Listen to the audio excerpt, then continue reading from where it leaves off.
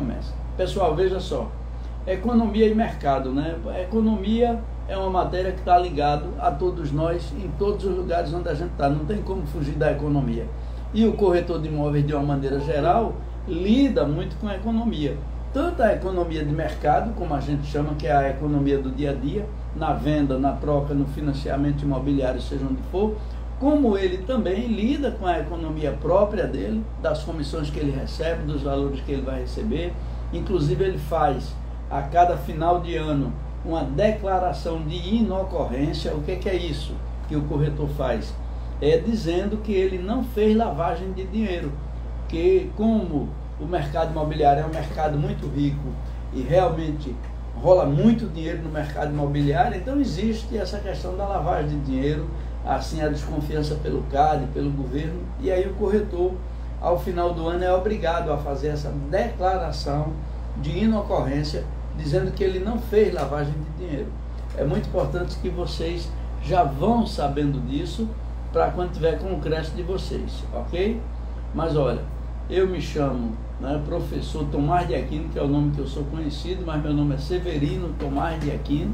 Essa aqui é a minha marquinha, que vocês estão vendo aí em cima, o TA, né, e tem também o P aí, né, então é o PTA, professor Tomás de Aquino, e a gente vai estar juntos aqui. Eu sou também jornalista, tenho pós-graduação em marketing, sou teólogo, né, com especialização em liderança e gestão, corretor de imóveis, perito avaliador judicial, sou professor de operações imobiliárias, de marketing, de empreendedorismo, no Sindimóveis e na Faculdade de Estácio. Sou diretor da Associação dos Corretores de Imóveis, sou professor de ética, de economia aqui no Sindimóveis, além de outras cadeiras como marketing imobiliário. Sou autor best-seller, meu livro é um dos mais vendidos do Brasil, A Chave da Venda de Imóveis, é o mais vendido hoje, né, best-seller nacional. Meu outro livro, Corretor Top 10, também está virando. Pois não, Ricardo? Não, quando o senhor apresentou o primeiro livro, deu uma parada. Esse aqui é A Chave da Venda de Imóveis. Esse livro, eu acho que está esgotado, mas eu acho que ainda tem alguns exemplares. Depois eu lhe digo, no fim da aula, aí eu lhe digo, tá certo? Mas é o mais vendido do Brasil, A Chave da Venda de Imóveis. Ok. O segundo livro, Corretor Top 10, já está virando best-seller também, vai sair mais 1000 exemplares agora, já é a terceira edição, então já está virando best-seller também do mercado imobiliário. E tem outros livros publicados, como Sair do Anonimato no Mercado Imobiliário, Caçadores de Imóveis. São 5 livros já publicados e vem o 6º aí com certeza, que é o de captação, que está chegando agora aí no mercado imobiliário. Sou conselheiro lá do CRES, Pernambuco, estou lá no conselho já faz um tempo, sou diretor da universidade do CRES e coordenador da comissão pedagógica. Sou membro da Academia de Letras e também sou o editor da revista Imob News, que é a revista imobiliária, que vou passar para vocês a partir de agora em PDF. Vocês vão mandar um zap para mim e vão ficar recebendo essa revista no zap de vocês, que é a revista Imob News. E aí vocês vão ficar recebendo essa revista aí, vocês que vão querer receber. Sai no dia 10 de janeiro e eu já passo para vocês também essa revista, ok? Então esse caba sou eu, que está aí, vocês já estão conhecendo. E agora nós vamos entrar na nossa aula Economia e Mercado. Veja, uma informação. Eu tenho obrigatoriamente, por uma questão de regra do MEC, Ministério da Educação, seguir a apostila e a grade. O que eu posso fazer é o que eu faço nas outras cadeiras. Eu tento aproximar tudo isso do mercado imobiliário com exemplos, para ficar uma aula mais atrativa para vocês que estão fazendo o TTI, ok? Para não ficar aquela coisa chata de tecnês de economia, tecnês de empreendedorismo, que não tem nada a ver com o mercado imobiliário. Então eu puxo para o mercado imobiliário, beleza? Então vamos lá. Então veja, pessoal, esse sou eu, já apresentei. Agora, por que é que a gente vai estudar economia no TTI? Por que nós vamos estudar? Veja bem, a relação da economia com o mercado imobiliário, ela se dá no eixo, no perfil, no meio, que é a construção civil. A construção civil, ela tem um ciclo, desde o momento em que se tem a ideia de se fazer um projeto até a entrega das chaves e o pós-venda, que ele não termina nessa parte. Desculpem, nós temos um pós-venda pela frente. Então, essa construção civil, ela tem um ciclo. Eu sempre digo que é o ciclo dos 4 C. Você tem o construtor, você tem o cliente, você tem o corretor de imóveis, você tem os cursos que você tem que fazer para poder estar preparado, e você tem o consumidor de uma maneira geral, que é o final. Então, a construção civil, ela é um ciclo. Como a gente não está dando aula de marketing imobiliário, eu não estou com os gráficos aqui. Se tivesse, eu daria. Mas é economia, então eu tenho que seguir a apostila de economia. Vocês vão ver do lado esquerdo dos slides, sempre tem um provérbio, sempre tem uma citação bíblica, sempre tem, que eu sempre uso a Bíblia. Porque todo mundo usa a Bíblia, mas não diz. A maioria dos homens que fazem sucesso ensinando, pregando, todos eles utilizam a Bíblia como referência. Então, do lado esquerdo dos slides tem sempre um provérbio, que é uma forma da gente aprender, que é uma ilustração para que a gente vá caminhando. Eu deixo para vocês ler os provérbios quando vocês estiverem com os slides. Alguns deles eu vou falando rapidamente dele. Mas por que estudar economia no TTI, né? Por que a gente fazer a cadeira de economia? Porque ela é o carro-chefe da geração de valor. A economia é quem baliza os preços do mercado, do metro quadrado, do preço do material de construção. Tudo está baseado e está relacionado com a economia. Por isso que a gente precisa desse estudo. E vários fatores, como as necessidades, os bens produzidos, os bens econômicos, os serviços que nós temos, todos eles no dia a dia, eles estão relacionados à economia. Por isso que o objetivo da disciplina é aplicar as concepções, ou seja, os conceitos, as concepções e as definições sobre a economia no mercado imobiliário.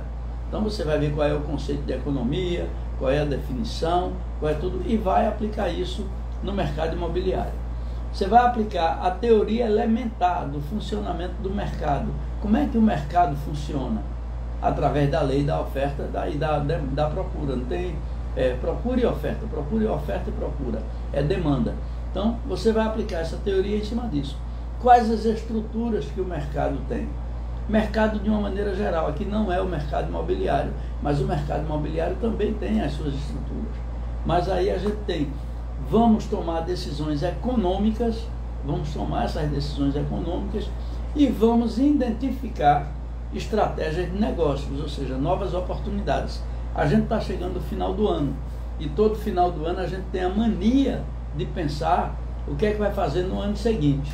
Eu digo sempre o seguinte: a gente passar olhando o ano todinho, olhando para o retrovisor, olhando para o passado, olhando para o retrovisor. Poxa, eu ia fazer isso e não fiz, eu disse que ia fazer isso e não fiz, eu disse que ia trabalharia nisso e não trabalho. Ou seja, chega 2025 e a gente não fez nada do que prometeu em 2024. A maioria das vezes é desse jeito. Um diz que vai emagrecer e não emagrece, o outro diz que vai ter mais saúde e não tem, o outro diz que vai deixar um hábito, vai deixar um vício, vai deixar uma coisa e não faz, o outro diz que vai fazer um curso e não começa. Geralmente é assim, há uma procrastinação. Então, essa visão de futuro, essas estratégias de negócio, essas oportunidades, a gente tem que estar sempre ligado para a gente não deixar de realizar. Vocês estão fazendo o curso de corretor de imóveis. A pergunta básica é: para quê? Quando eu disse a meu pastor, há uns 15 anos atrás, pastor, vou fazer teologia, ele olhou para mim e perguntou: para quê? Veja, para que eu ia fazer teologia? E eu disse a ele: eu não sei, mas quando eu terminar eu lhe respondo. E aí fiz o curso, quando terminei respondi a ele: não vai ser para pastorear, eu não quero ser pastor, porque eu não tenho a vocação para ser pastor, eu quero para ensinar, porque é isso que eu sei fazer. Olá, Ieda, boa noite, podem entrando aí. É o que eu sei fazer, ensinar, e é o que eu faço a minha vida toda. Eu sempre fui da área de ensino, eu sempre fui da área de educação, eu sempre fui da área que trabalha o aprendizado das pessoas, sempre. Eu estou aqui no Instagram, já disse a vocês, né? E aí eu estou, evidentemente, assim, dando um tchau pro pessoal, falando com eles lá. Gabriel está aí com a gente também. Então, como eu sou da área da educação, eu fiz teologia, para aprender mais, para lidar com pessoas, depois após também liderança e gestão para lidar com pessoas, a fim de que eu consiga dar o melhor de mim, que é esse o conselho que eu dou. Vocês estão fazendo o curso de TTI, façam o curso de TTI para serem os melhores, façam o curso de TTI para ser o melhor, para entregar o melhor que você tem. E daqui a pouco a gente fala mais um pouquinho a respeito de nicho de mercado. Então, os objetivos da disciplina são esses que estão aí com vocês. Veja bem, por que estudar a economia, que é aquela pergunta que eu fiz? O estudo da economia em relação com o mercado, particularmente com o mercado imobiliário, visa, sobretudo, levar conhecimento ao aluno e futuro corretor sobre os fatores fundamentais da vida, como a situação do trabalhador hoje no Brasil. Como é que eu vendo minha casa, minha vida, se a Caixa mudar a regra de financiamento dela? Isso é economia.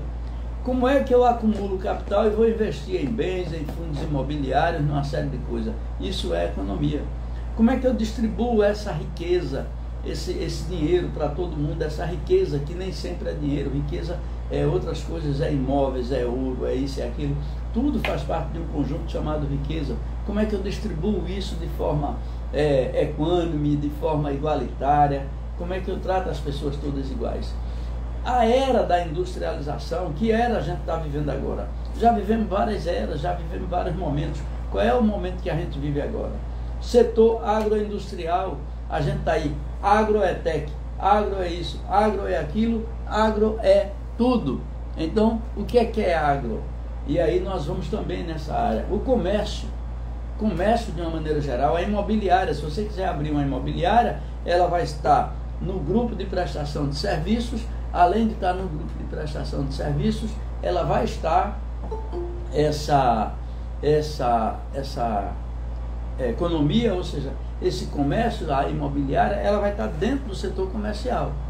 Ela não vai estar dentro do setor industrial, ela não vai estar dentro do setor agroindustrial. O setor dela é o setor do comércio. Então, quando você vai abrir uma imobiliária, já sabe. Aí você tem a relação das famílias, além de ter a relação das famílias, você tem das empresas e também do governo, de uma forma geral. Então, esse é mais ou menos o sistema que atua em termos de economia a nível de Brasil, ok?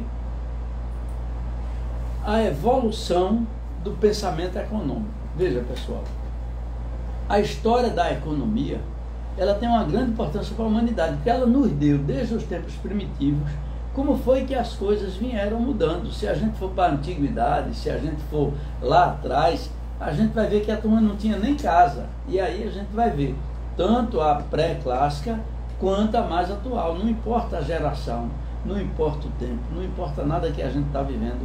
Importa o quê? Importa que essa economia ela vai evoluindo. Essa economia ela vai chegando a estágios cada vez mais altos, vai virar ciência daqui a pouco. É somente entendendo a dinâmica da história econômica das civilizações que você poderá compreender toda a complexidade que domina a ciência econômica e a sociedade. Você tem países que pensam diferente, países que taxam diferente, países que têm impostos diferentes. Não é uma coisa harmônica, não é uma uniformização. Pelo contrário, é uma diversidade muito grande de meios, de propostas, de tudo que acontece. Então você tem essa complexidade que domina a ciência econômica e a sociedade de uma maneira geral. Na antiguidade, como é que era na antiguidade a questão da economia, né?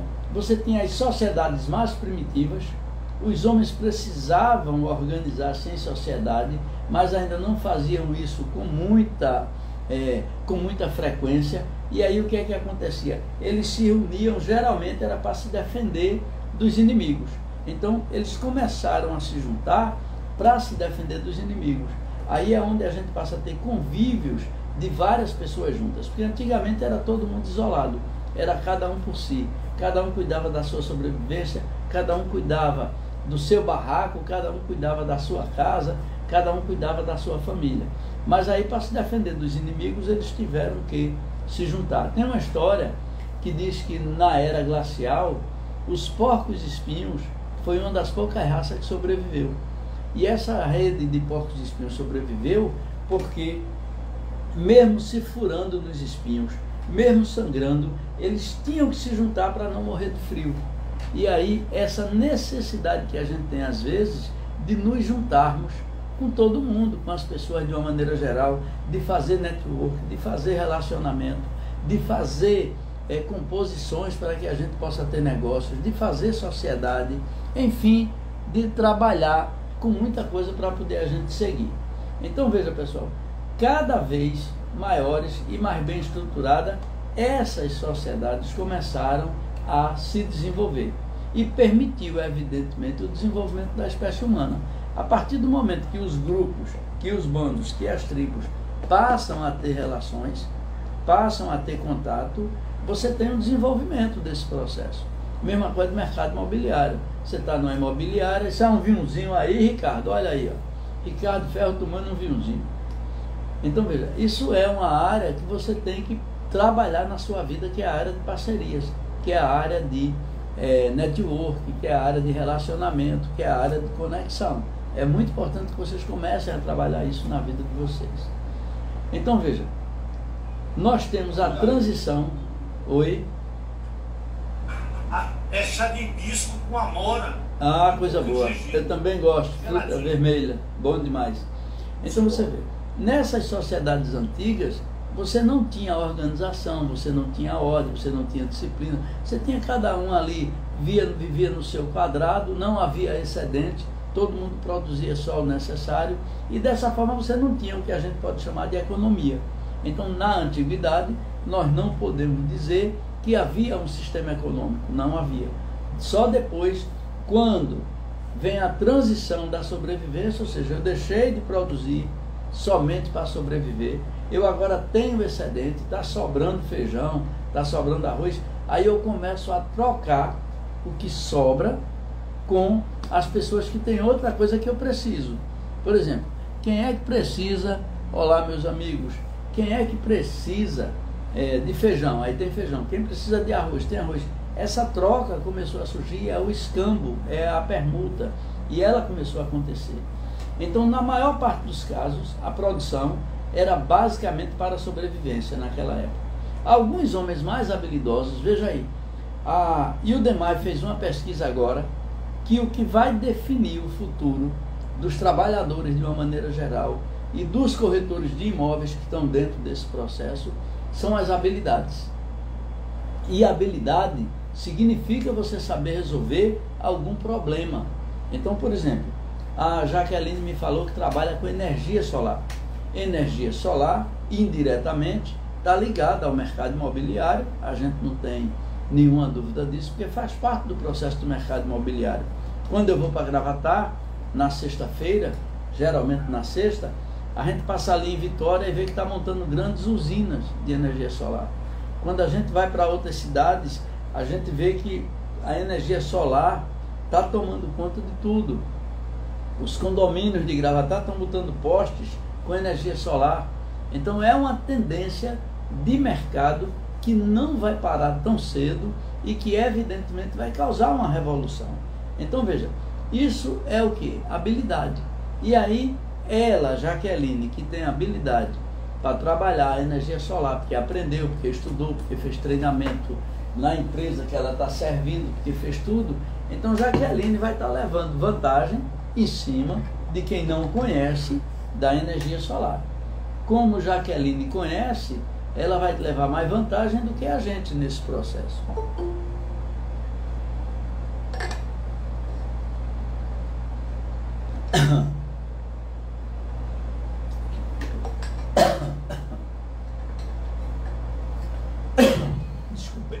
Desculpe aí. Então veja, pessoal, aí nós tivemos o início das trocas. E nesse início das trocas tem uma experiência muito interessante, é que um japonês da cidade de Edo, que hoje é Tóquio, ele começou a pesquisar, não agora o que ele queria vender, mas o que o cliente queria comprar. Foi a primeira experiência de você tentar descobrir a necessidade do cliente. Isso lá em 1600 e pouco, vê como faz tempo. Aos poucos, o trabalho de alguns homens passou a ser suficiente para atender às suas necessidades, mas também às necessidades de outras pessoas. E isso levou, evidentemente, a grupos que começaram a se formar para efetuar essas trocas. É o que hoje a gente chama de feira. São as feiras que começaram a surgir na antiguidade, não para ter uma moeda, não para ter dinheiro, mas para trocar produtos. E as feiras eram basicamente para isso, para se trocar produtos. As feiras eram basicamente para se ter essa troca, essa permuta. A economia rudimentar, né? O feudalismo, isso é história, claro, né? Mas o feudalismo, ele era um sistema, que daqui a pouco a gente vai falar dele aqui embaixo, onde a terra era o principal produto. E não havia uma distinção clara entre a economia, a política e a religião. Porque o senhor feudal, né? Ou seja, antes do feudalismo era aquilo que eu falei. E no feudalismo vai chegar isso. Então as atividades econômicas eram frequentemente organizadas e controladas por entidades religiosas e governamentais. Então, Império Romano, a Igreja Católica, era quem dominava a economia daquele lugar. A era dos impérios, a era dos romanos, dos turcos, dos medo-persas, dos povos bárbaros que invadiu a Europa, e aí muita gente correu das cidades para o campo. Esse período durou desde a antiguidade, aquela época que não tinha nada ainda, que começou, e tudo começou porque o homem pegou uma caverna e outro homem com olho grande queria a caverna daquele que estava ali dentro. Como sempre é assim, ambição. Ela sempre está fazendo esse papel na vida das pessoas. Então, o que é que acontece? Acontece que essa economia aí dessa época, né, da Idade Média, esse período que durou, ele vai até a Idade Média, e a Idade Média é quando a Igreja Católica realmente entra muito forte e passa a controlar tudo, o Vaticano vira o tamanho que é hoje e por aí vai. Mas aí vem o feudalismo, que modifica completamente a forma da organização social e econômica.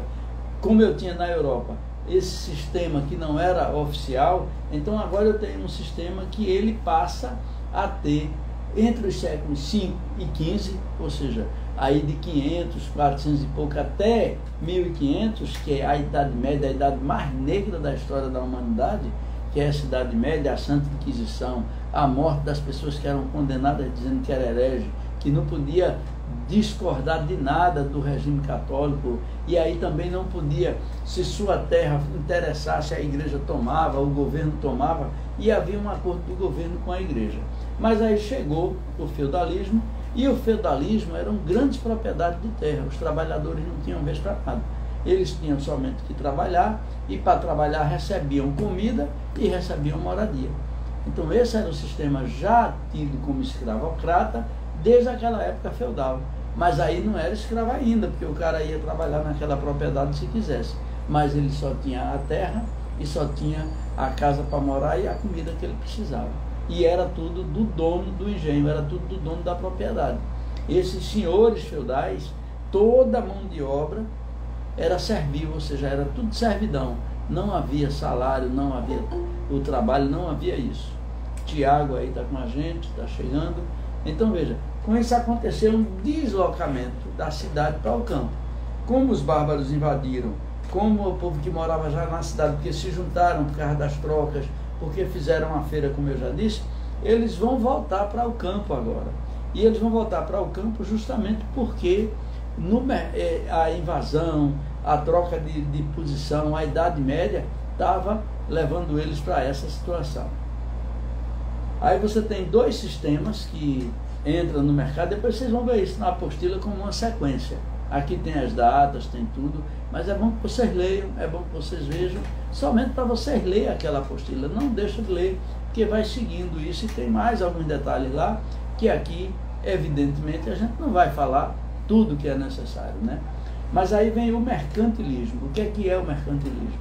Conjunto de práticas econômicas utilizado pelas nações absolutistas, ou seja, do século XV ao século XVIII, nós tivemos um período onde a maioria dos reis, a maioria dos imperadores, a maioria dos Césares na Rússia eram pessoas absolutistas, ou seja, o regime era absoluto, o rei era absoluto, o que ele decidisse estava decidido, não tinha do que discordar.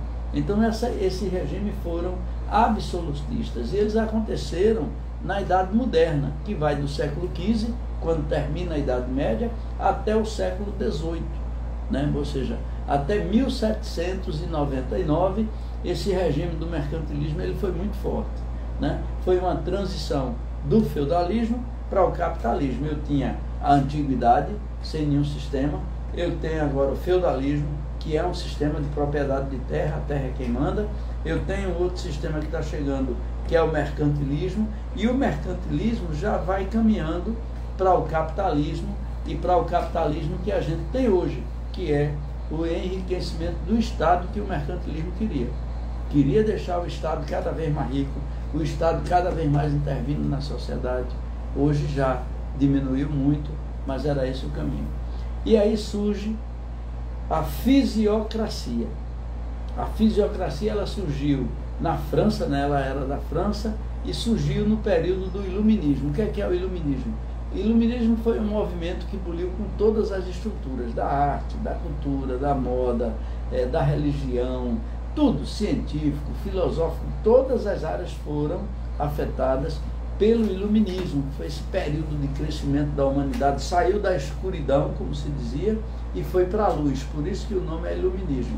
A escuridão era a Idade Média, o fim dela, século XIV, XV, e aí começa o Iluminismo, e começa na França antes da Revolução Francesa, né?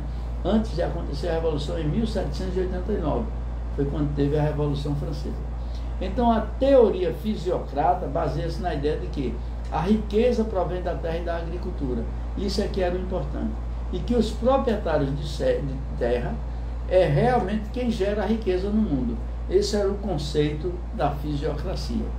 E aí vem um cara chamado Adam Smith, e Adam Smith muda esse conceito de que a terra e a agricultura eram responsáveis por tudo, e os senhores de engenho seriam os protagonistas da história, seriam aqueles que mandam na história. Então, o Adam Smith, que eu falei, ele vem e começa a fazer com que a economia ela se transforme em ciência, ou seja, a partir de 1776, ele publica um livro dele, Adam Smith, eu tenho esse livro, que é muito bom, A Riqueza das Nações. E aí nesse livro há um tratado, há uma forma, há uma ciência de como é que a economia ela pode e deve ser analisada como ciência, visto que ela tem etapas, experimentação, laboratório, tudo que a gente faz na área de ciências, fazia na área da economia. Antes disso, a economia ela era uma parte de estudo da filosofia social e do direito. Então o direito estudava a economia já naquela época e a filosofia social também, mas ela não era uma disciplina, ela não era uma ciência, ela era tratada como dependente de uma dessas áreas aí.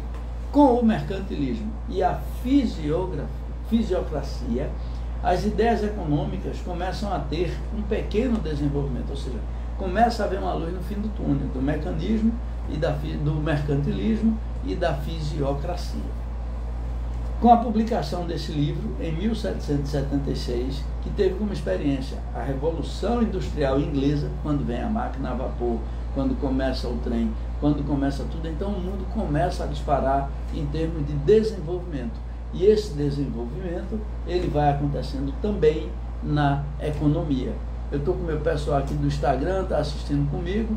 Eu vou já sair, né, pessoal, porque foi somente uma canja aí que eu estou dando para vocês, não é a aula específica do mercado imobiliário, é economia e mercado, para a turma de TTI que está junto com a gente aqui fazendo o curso. Então veja, ao contrário dos mercantilistas, que estavam querendo a riqueza do Estado, que estavam querendo que o Estado mandasse tudo, os fisiocratas, que queriam que a terra e a agricultura, que quem dominasse a riqueza nacional, então eles consideravam os metais preciosos, ou seja, entra o metal, metalização da economia. O metal é ouro, é prata, é bronze. Começa a entrar esse metal como elemento de troca, como elemento de desenvolvimento, como separação. Começa aí essa metalização. Respectivamente, passa a ser também os geradores da riqueza nacional. Então agora você tem a terra, a agricultura e os metais.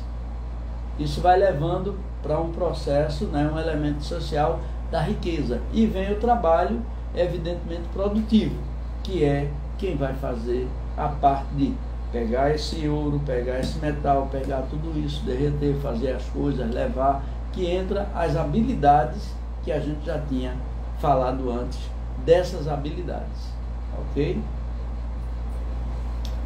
Entra esse cabo aí, Karl Marx, né? Ele vai mudar o eixo de visão de tudo que tinha acontecido até agora. Na antiguidade eu não tinha nada, eu tinha o povo, cada um por si, cada um vivendo a sua vida, o que importava era a sobrevivência.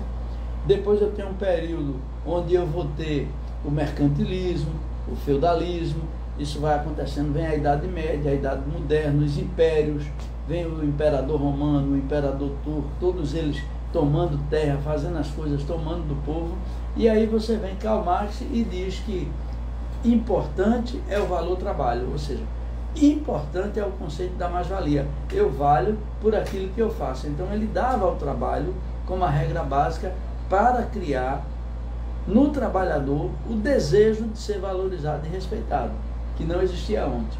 Frederic Engels estabeleceu, ele, Karl Marx e o Frederic Engels, as bases da doutrina socialista. Esse socialismo que a gente escuta falar, esse comunismo que a gente escuta falar, ou seja, para superar o capitalismo. Pois não, Ricardo? Pode dizer. Pode falar, Ricardo. Levantou a mão aí ou foi por engano? Vamos lá. Eu tenho que estar nessa apostila para vocês. Não, né? Pronto. Eu tenho que estar na apostila para vocês. Não tem jeito. Tem que estar na apostila. Nós vamos na apostila até o final da aula, porque essa apostila é necessária a gente trabalhar isso e é em cima dela que vai ser feita a prova. Então, vamos ter um pouquinho de paciência e calma e vamos para a nossa apostila. A economia capitalista apresenta crises periódicas de superprodução, com elevadas taxas de desemprego. Isso é um retrato do capitalismo tratado pelo Karl Marx, ou seja, havia grande produção e depois elevadas taxas de desemprego, porque parava de produzir. Eu produzia muito, não tinha quem vender, ficava a fábrica parada, evidentemente ia demitir as pessoas.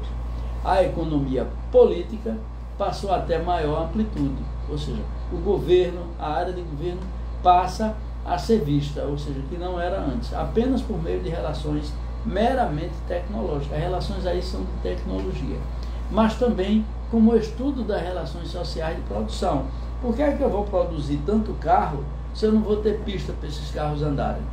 Se vai travar. E aí eu vou precisar fazer rodízio. Daqui uns dias eu vou ter rodízio de 4 placas ao invés de um número só. Ou seja, em vez de par e ímpar, eu vou ter 2 pares, 2 ímpar. Porque não tem mais lugar para a gente andar de carro. Quem vai para o Recife, Agamenon Magalhães, Boa Viagem, pega determinadas horas, você não anda, o trânsito é parado, travado.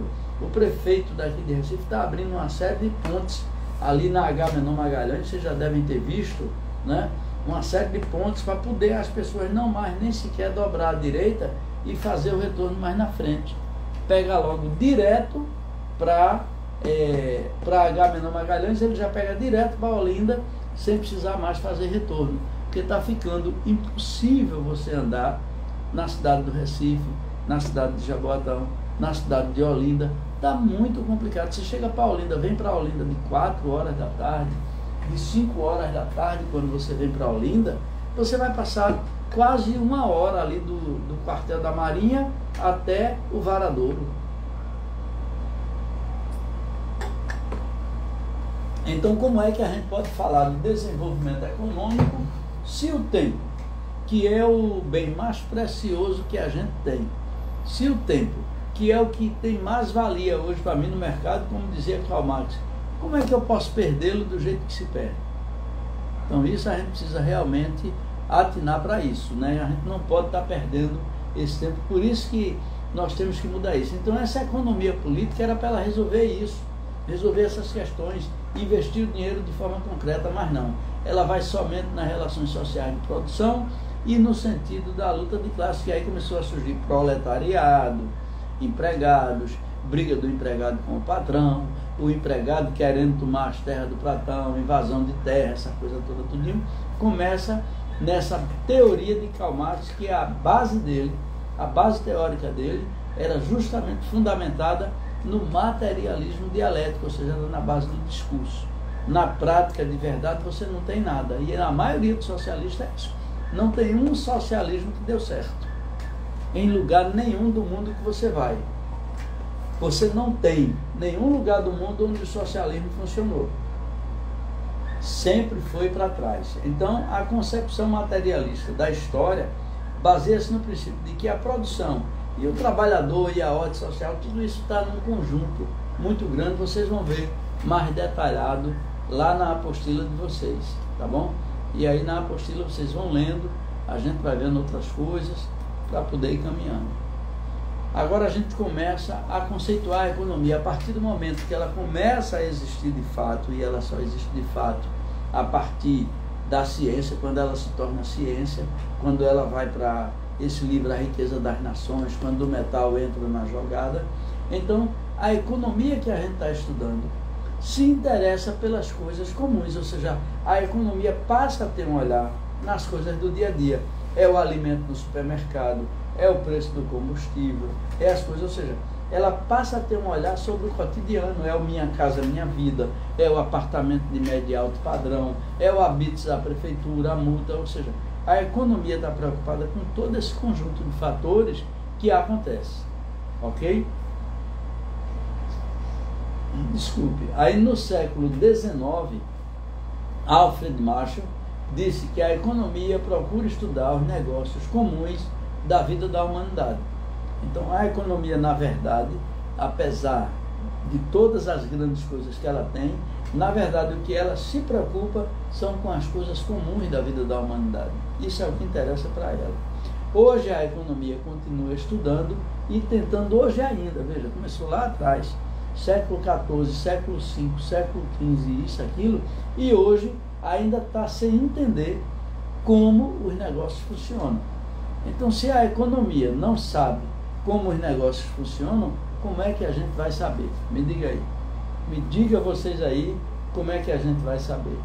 Então, como é que funciona o nosso sistema econômico? No Brasil é um, nos Estados Unidos é outro, na Bélgica é outro, ou seja, cada país, cada lugar faz o seu sistema econômico.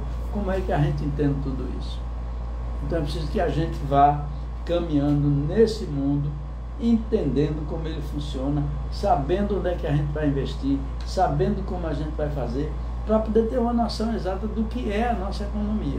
E a partir daí a gente decidir o que é que a gente faz.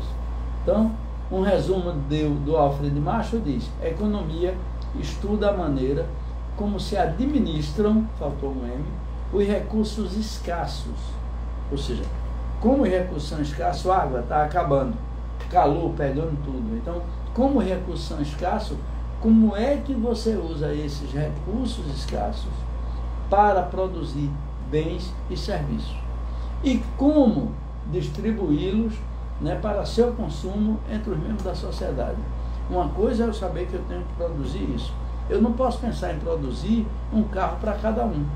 Por isso que tem diferenças de situação, de riqueza e pobreza. Porque nem todo mundo vai poder ter um carro, nem todo mundo vai poder estar andando de carro pelas ruas. Por quê? Porque a economia, ela faz essa seleção. Então, ela vai tentar entender como é que isso é feito, como é que eu produzo, como é que eu distribuo na sociedade, quem recebe e quem deixa de receber, esse processo de seleção, ok?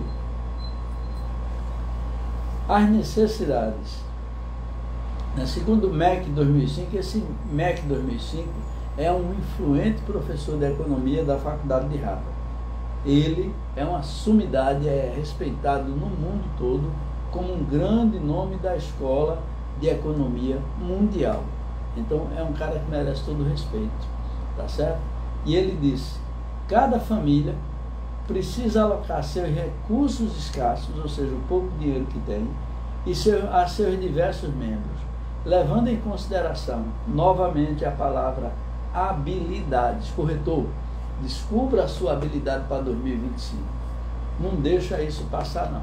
Tenta descobrir.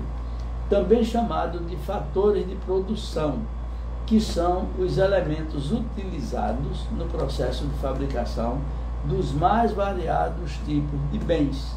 Ou seja, qual é o processo que eu fabrico o carro, qual é o processo que eu fabrico uma torneira elétrica, um chuveiro elétrico, um computador. Então, esse processo de fabricação, que tem diversos tipos de bens, são utilizados para satisfazer o quê?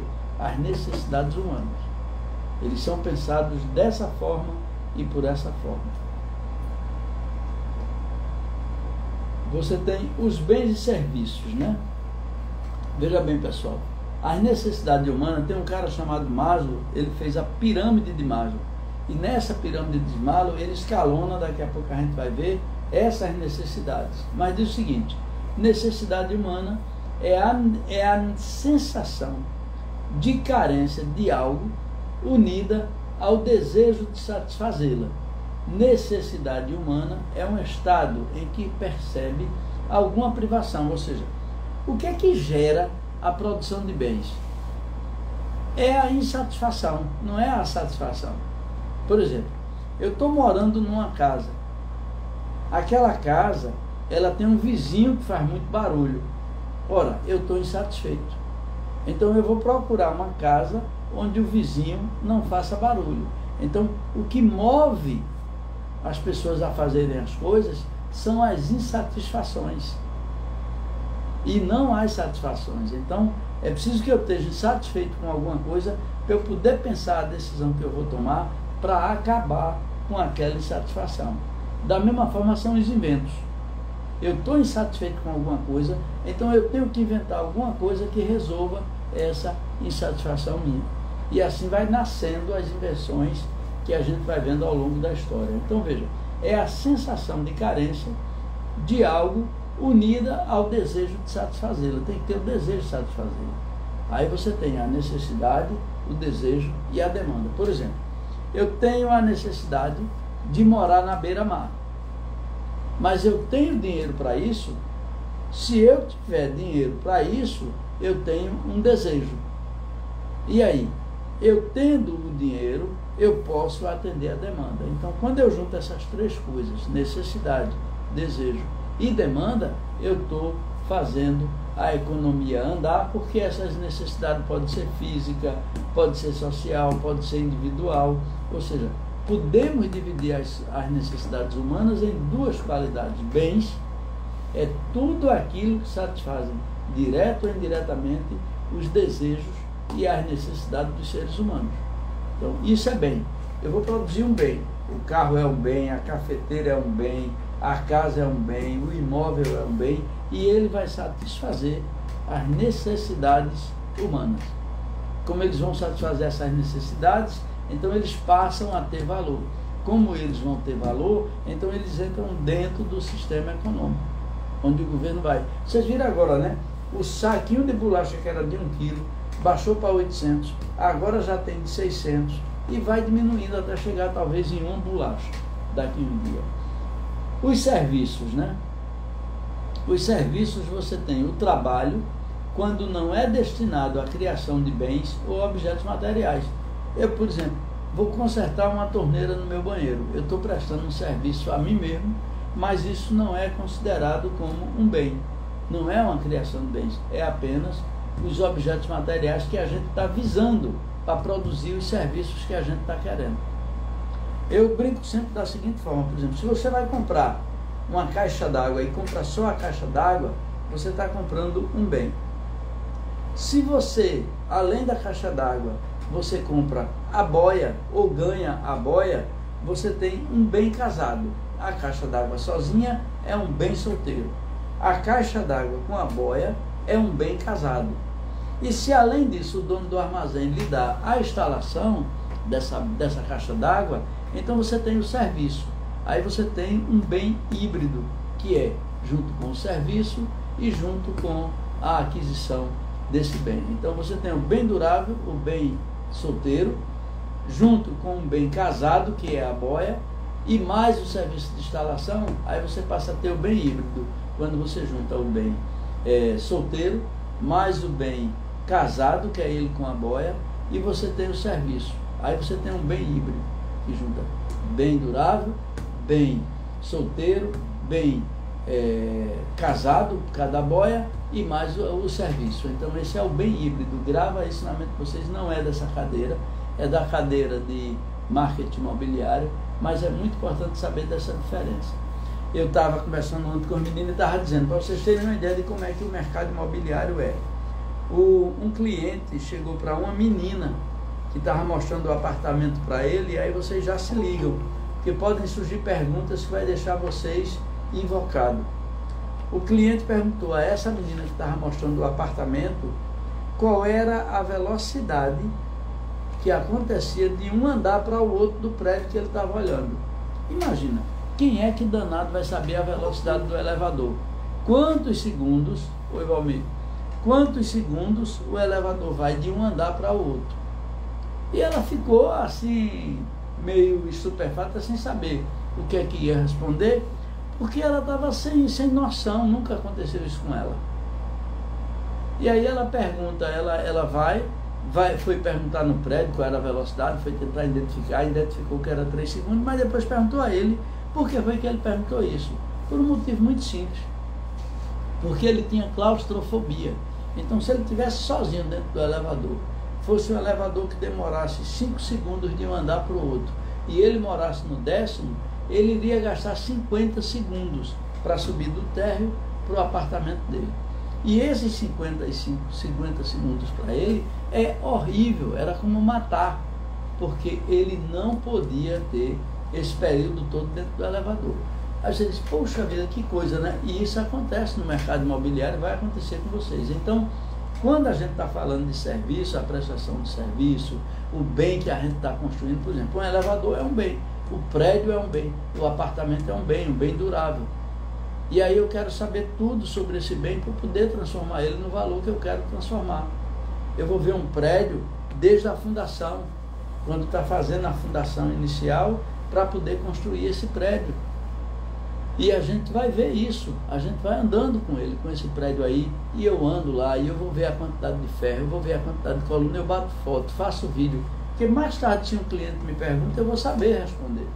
Eu vou ter a resposta na ponta da língua. Então, veja, os serviços também se destinam a satisfazer as necessidades humanas, do mesmo jeito que o bem. Eu vou comprar um carro porque eu quero me sentir bem, essa coisa toda, e compro. Mesma coisa é o serviço que você vai receber. Por exemplo, você é um transportador, um agente de venda, um distribuidor de produto, um artista. Tudo isso, de uma maneira geral, contribui para satisfação, para satisfazer os desejos. Eu vou aqui, e isso vai satisfazendo os desejos de todo mundo. Então, o corretor de imóveis, de uma maneira geral, ele tem que estar muito ligado nesses detalhes. Ele não pode deixar de ver o prédio na hora que está construindo. Está fazendo agora o Marcos Freire Residência aqui na orla de Olinda. Aí as pessoas têm a mania, alguns corretores têm a mania de dizer, é muito caro. Não existe caro, rapaz. Existe caro para a gente que está sem o dinheiro. Mas para o pessoal não vai existir caristia. Por que não vai existir caristia? Porque o cliente com dinheiro está aí também no mercado do mesmo jeito. Então você tem que olhar a economia de forma global e não sobre a sua visão, e não sobre a sua limitação.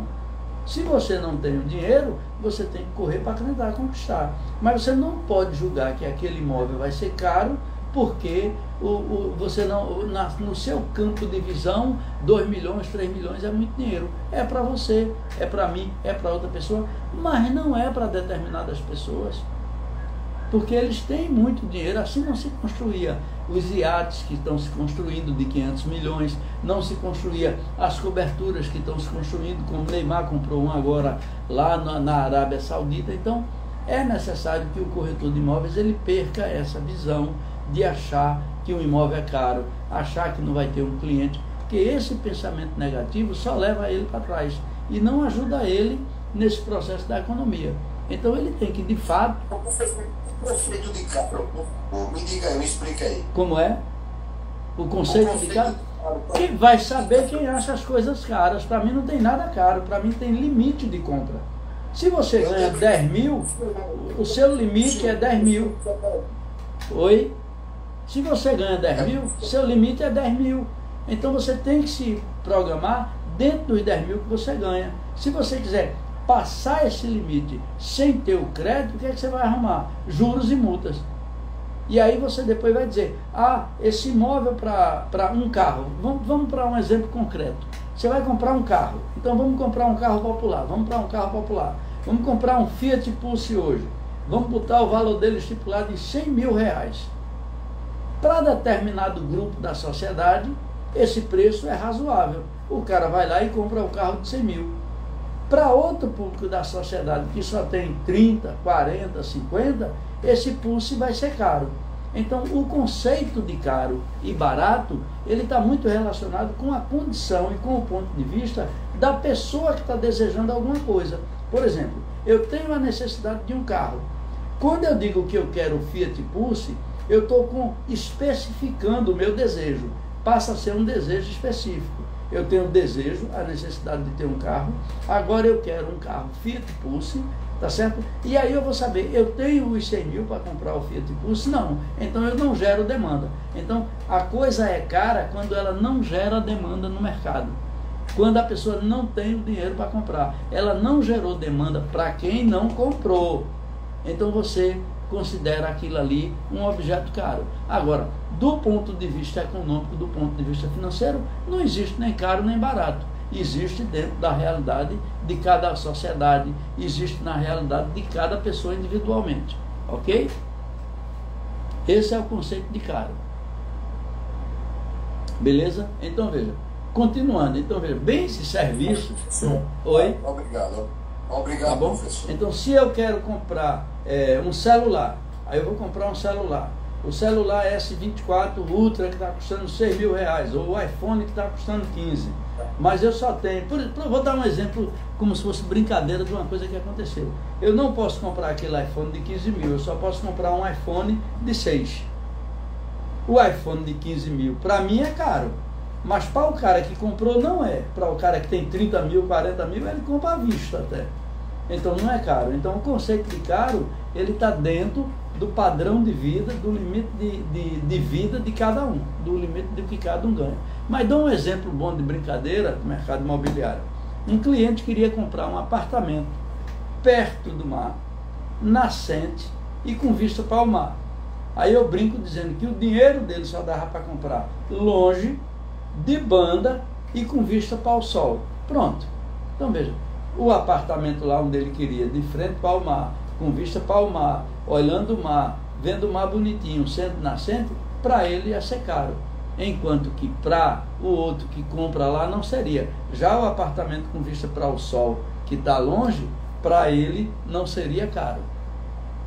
Então é importante a gente fazer essa distinção, e para o corretor é importante ele tirar esse estigma de caro. Se o cara vem procurar o apartamento, o que você vai ter que saber é como abordar, é como sondar esse cliente para que ele possa, de fato, saber, o corretor possa saber de fato se aquele cliente tem cacife para comprar.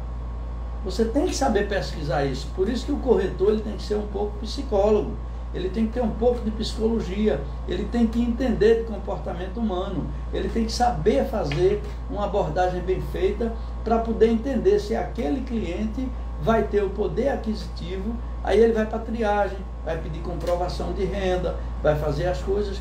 Mas se ele for um corretor já mais experiente, ele vai saber muito antes disso se aquele cliente realmente está para bater o martelo. Você tem que descobrir o momento que o cliente está. Se ele está no momento de pesquisa, onde ele está só pesquisando os imóveis, ou se ele já está no momento de compra, onde ele já está na fase de decisão.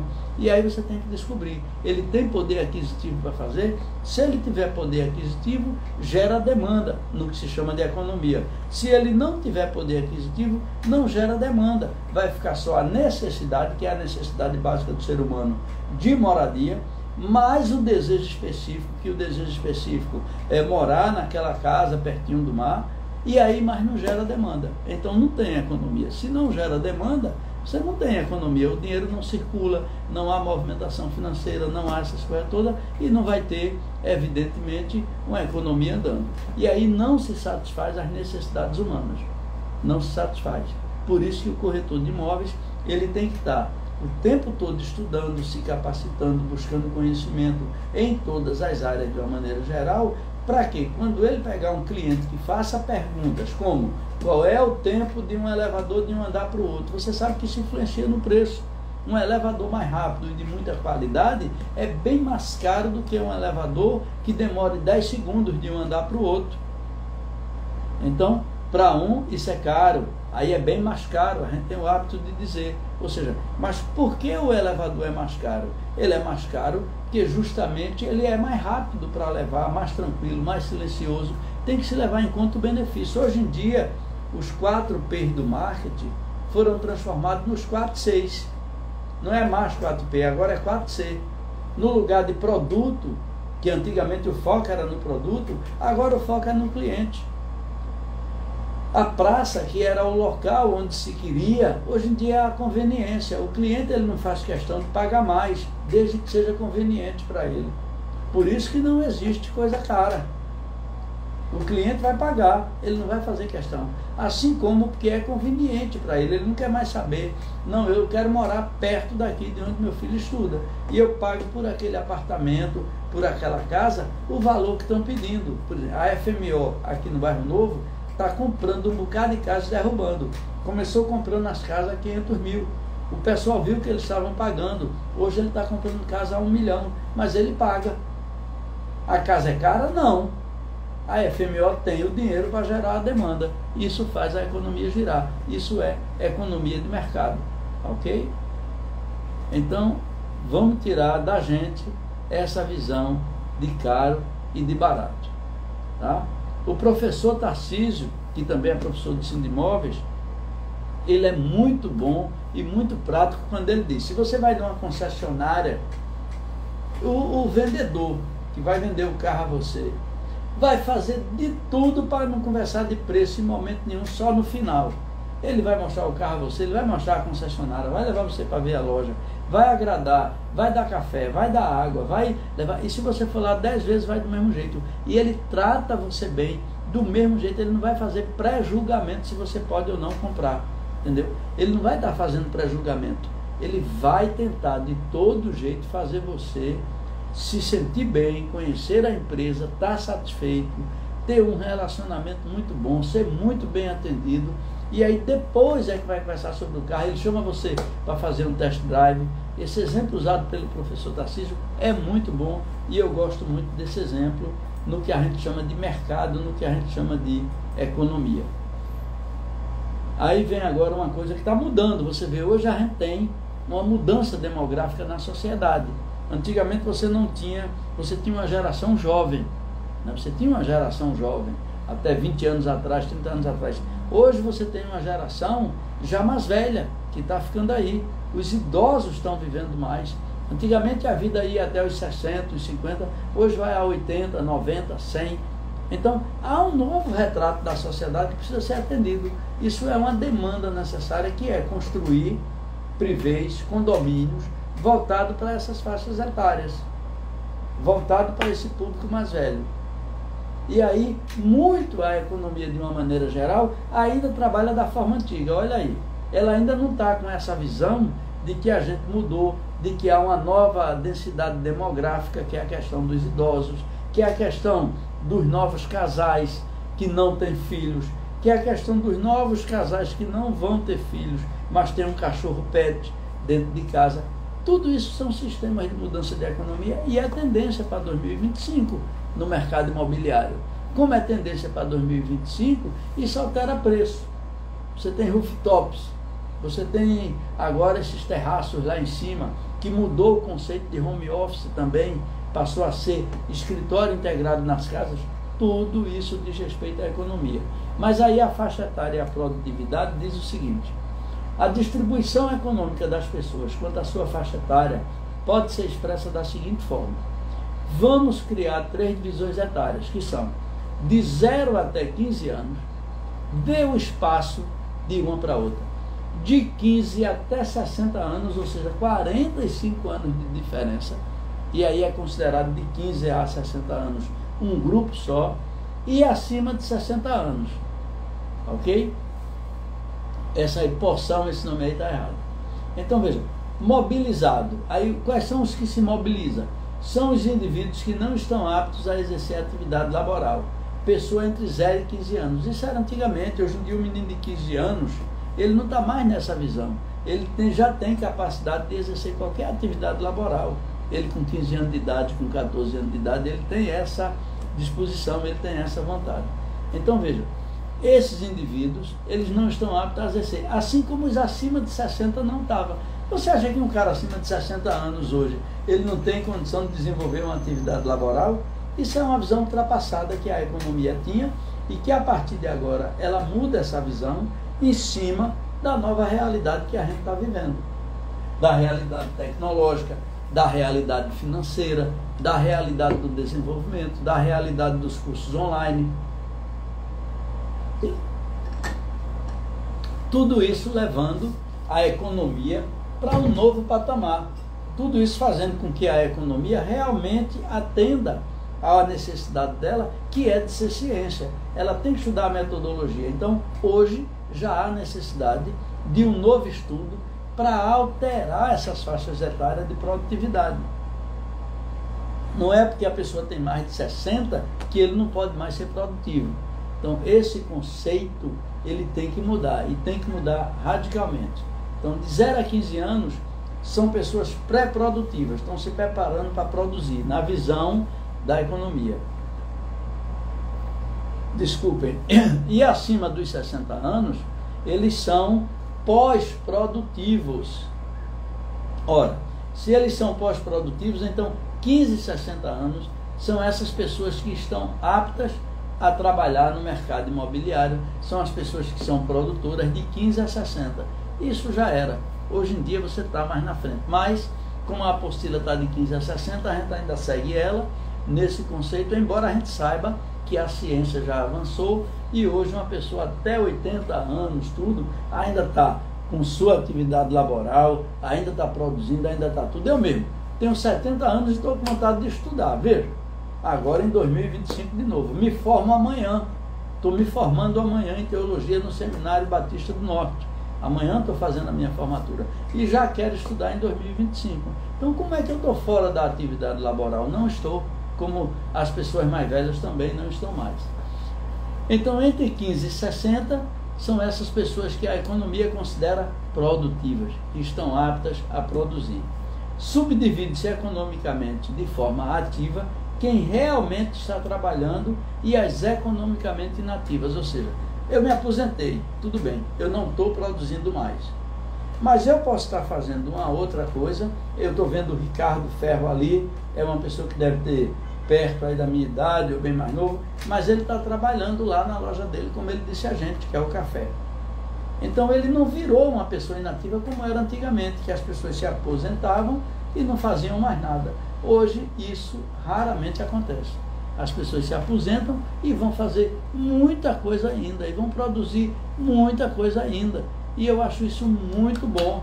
A gente vê pessoas com 60, 70 anos, Cássia Calado chegou. A gente vê pessoas com 60, com 70 anos produzindo. Tem condomínios agora especiais somente para idosos. João Pessoa construiu um grande condomínio, maravilhoso condomínio, somente para idosos. Pessoal, daqui a pouco o Instagram desliga, porque é 1 hora só de gravação, viu? Então, quando cair aí, vocês já sabem que é por isso que eu continuo a aula aqui com o pessoal do Sindimóveis e aproveito para convidar vocês para estudar lá, né? Os amigos de vocês que querem fazer o curso de corretor, está na promoção agora, vai começar novas turmas. Então, faz a matrícula de vocês para começar no Sindimóveis já agora, a partir de janeiro, fevereiro, e assim vocês terem, evidentemente, o diploma de TTI, e um diploma de TTI com aula desse jeito. Não é como se tem por aí, onde você praticamente nem aula assiste e está recebendo o seu diploma. Aqui não. Aqui você vai ter que estudar, vai ter que fazer prova, vai ter que ler a apostila, vai ter que ver os slides, porque nós nos preocupamos com a especialização do corretor de imóveis. Isso para a gente é o que é mais importante. É um corretor especializado. Aquele que não quer se especializar vai ter que buscar outra coisa para fazer. Tá bom, pessoal? Não é isso, pessoal? Então vamos seguir. Tá bom? Então veja, divide economicamente essas pessoas em ativas e inativas, mas esse conceito a gente tem que rever, embora hoje, para a aula, a gente tem que manter esse conceito, ok? Continuando aqui, você tem as coisas que são importantes, né? Você tem terra, que a gente falou, você tem o capital, né? O capital são os bens e serviços, máquinas, equipamentos, os edifícios, as construções, tudo isso você pode chamar como capital. Um capital investido, né? Os meios elaborados, os demais meios utilizados, os processos do processo produtivo, tudo isso você pode considerar como capital. Capital humano, por exemplo, uma empresa que tem um bocado de funcionários, esse é o capital humano da empresa.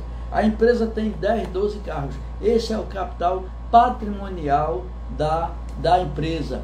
Você tem a produção da própria empresa, o que é que ela fabrica? Colchões. Então, esses colchões é o capital produtivo, é o capital que ela produziu, que essa empresa fez.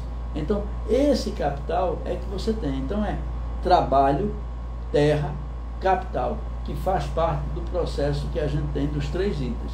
Então, o conceito bem de capital é uma categoria importante para a análise econômica. A economia ela vai se basear na quantidade de capital que tem para poder fazer o PIB. Qual é o PIB do Brasil? Produto Interno Bruto, que a gente tem na economia. O Produto Interno Bruto é a junção de tudo que foi produzido no país. Aí junta o agrotécnico, junta o industrial, junta os bens de consumo, junta os bens duráveis, junta os bens transitórios e também, evidentemente, o comércio e o setor de serviços. Então é muito importante que a gente busque esse conhecimento do que é que a gente está produzindo nessa economia. E aí você define a economia como sendo o processo que combina fatores de produção, ou seja, eu vou ter vários fatores de produção, como a gente viu lá atrás, para produzir bens e serviços, para criar bens e serviços. Eu posso ter um serviço de dedetização. Esse serviço de dedetização, ele vai acontecer com aqueles homens com máscara, com tudo, com aquelas coisas. Tudo isso é bem. O que eles estão usando é o bem. O que eles estão fazendo é prestando o serviço. E aí, isso vai ter um preço. Por exemplo, o seu tempo vai ter um preço. Tem uma história que diz que o cara foi chamado para consertar uma máquina numa grande indústria. Só que antes dele já tinham sido chamados vários técnicos de vários locais e nenhum consertou. E ele foi lá e em 10 minutos ele consertou aquela máquina. E aí o dono, quando ele cobrou, o dono da máquina achou caríssimo ele cobrar aquele preço por 10 minutos de trabalho. E aí disse a ele, mas como é que você cobra tão caro por 10 minutos de trabalho? Veja, novamente, Diógenes, a questão do caro, para você ver que é a questão de ponto de vista. Então, por que você cobra tão caro 10 minutos? Ele disse, olha, você chamou 200 pessoas aqui e não consertou sua máquina. Você me chamou e eu consertei em 10 minutos. Eu consertei em 10 minutos porque eu levei 30 anos para aprender. Ou seja, a habilidade que ele tinha de consertar aquela máquina, ele levou 30 anos para poder aprender. Por isso que eu digo que o corretor ele tem que criar habilidades, ele tem que ser um especialista, ele tem que ter o nicho de mercado dele. Embora ele possa até atuar em todas as áreas, mas ele precisa ser um especialista, ele precisa estar com o foco dele definido, porque isso vai fazer com que ele trabalhe esse nicho de mercado e, evidentemente, esse setor da economia. O Minha Casa Minha Vida é um setor da economia. O médio e alto padrão é outro setor da economia. O luxo é outro setor da economia. Então, cada setor desses são nichos separados. E o corretor de imóveis é importante que ele tenha um desses nichos na vida dele. Ele pode fazer tudo, vender tudo, mas o foco dele é aquele ali. Ele vai ficar conhecido como representante daquele nicho. E aí ele vai ser considerado um especialista, porque ele vai falar daquilo com propriedade, com autoridade. Ele vai falar daquilo com precisão, realmente com conhecimento, porque ele está preparado, ele estudou, ele se preparou. Então não queira ser corretor geral, procure ser um corretor especializado. Depois que você terminar esse curso, você tem cursos extras que o Sindimóveis sempre está dando para vocês. Agora no dia 30 de janeiro vai ter um curso muito importante, que é uma pré-preparação para uma pós-graduação de TTI. Imagina você fazer o curso técnico e depois você poder fazer uma pós, com mais 8 cadeiras onde você vai ser um especialista do mercado. Você vai fazer a diferença. Isso é caro? Não. Aí um ou outro acha caro? Acha, como Diógenes perguntou. Mas não existe caro e barato. Existe a questão do bem, do benefício que você vai ter. Então é mais uma questão de benefício que vai acontecer na sua vida. Agentes econômicos, né? Quando falamos em agentes econômicos, nos referindo a todas as pessoas, empresas e setores públicos que de alguma forma realizam transações comerciais. Tudo que a gente faz na vida é negociado, é negociação. Até em casa. Quando a gente quer uma coisa, a esposa quer outra, a gente precisa negociar. Quando eu vou para a formatura amanhã, eu tive que negociar o valor da beca que eu vou vestir, eu tive que negociar o anel que vai ter da formatura, eu tive que negociar uma série de coisas e já vinha negociando antes o diploma, já vinha negociando antes o pagamento das mensalidades, ou seja, tudo na vida é negociação. Então aqui você tem esses agentes econômicos, eles são as pessoas, são as empresas, são os setores públicos e estão realizando transações comerciais. A empresa que vai fazer a formatura amanhã foi uma transação comercial. A compra e a venda das mercadorias e serviços é uma transação comercial. E tudo isso tem no meio a moeda. Antigamente era a troca. Pegava meu livro, trocava pelo microfone. Hoje em dia não. Hoje em dia pagamos por ela. Tem a moeda, tem o ouro, tem o metal, que foi justamente a metalização que chegou. Então, a gente precisa saber que nós temos a visão exata de que nós somos um agente de desenvolvimento econômico. Todo corretor de imóveis é um agente de desenvolvimento econômico. Por quê? Porque a partir do momento que o corretor de imóveis está vendendo uma casa, vendendo não, que ele intermedia, ele não vende, ele faz a intermediação. A partir do momento que ele está intermediando uma transação imobiliária, onde um proprietário está vendendo um imóvel a um cliente dele, ele está, evidentemente, atuando nesse mercado como um agente econômico, um agente de desenvolvimento. Porque a partir do momento que gera negócios, gera desenvolvimento. Então, se existir transação comercial, é porque, inicialmente, tem a necessidade de se consumir algo, de sermos atendidos por algum prestador de serviço ou adquirir algum bem que foi produzido. Se isso acontece, então você tem um ciclo econômico que vai desde a produção daquele bem até a prestação do serviço. O cara da concessionária que vende o carro, ele presta serviço àquela concessionária, apresentando aquele veículo para o cliente interessado. Então é importante que essa noção de que cada um da gente é um agente de desenvolvimento econômico, de que quando a gente vende uma casa, de que quando uma casa é vendida, um imóvel é vendido, um lote é vendido, a gente está gerando desenvolvimento. Por exemplo, uma cidade que esteja com uma área muito parada, muito abandonada, de repente se faz um loteamento, se constrói a casas, aquilo passa a ter vida, passa a ter economia, passa a ter tudo, ou seja, é um agente de desenvolvimento econômico. Se existem essas transações é porque inicialmente temos necessidade de consumir algo. Vou ter uma transação comercial, vou comprar esse microfone, que eu tenho a necessidade de dar essa aula para vocês. E o som está bem legal, porque você pode até ver com a imagem ruim, mas com som ruim é muito difícil alguém assistir algum vídeo, ver alguma coisa. Então, isso é uma necessidade que tinha de comprar esse microfone. A partir do momento que eu vou lá e compro, eu gero a demanda, essa demanda a empresa vai ver que está vendendo e vai fazer o quê? Vai produzir mais. Para produzir mais vai precisar de matéria-prima, vai precisar de funcionário, vai precisar de tudo, assim como o governo. O governo também gera valores econômicos quando vai recuperar uma rua, quando vai construir uma avenida, quando vai fazer uma ponte, por aí vai. Ok? Mas é uma troca do mesmo jeito, é uma troca de bens ou serviços. A gente continua trocando do mesmo jeito. Ou troca um pelo outro, ou troca por dinheiro. Isso é economia. O dinheiro trocar de mão de um para o outro e virar, evidentemente, Caixa Calado, boa noite, você está bem? Está estudando essa cadeira também, né? Olha aí, Caixa Calado é aluna. minha de outra cadeira, que eu não lembro qual, e ela está também nessa, acho que é técnicas de vendas. Então, todos os indivíduos, olha aí, boa noite, Cássia, todos os indivíduos, empresas e órgãos públicos que participam de um mercado e possuem uma relação de troca, que eu acabei de falar. Todo mundo que está aqui junto, vocês pagaram o curso, estão recebendo a aula, isso é uma troca, isso é economia, ok?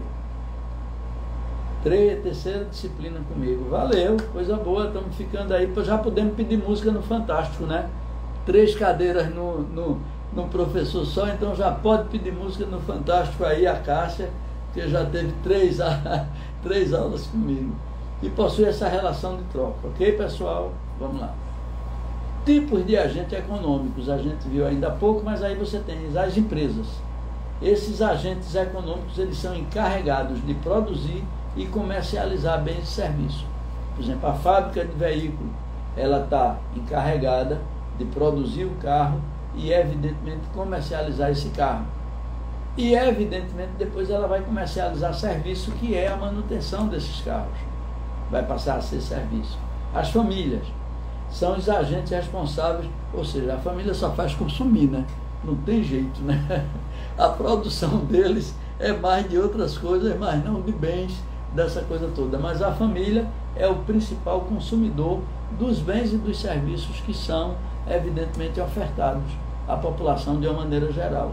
Desde a casa, a roupa, ao carro, à feira, ao alimento, ao medicamento, ao plano de saúde, enfim, ao lazer, enfim, a tudo que você vai buscar, a empresa, a família, ela é o centro desse centro de consumo.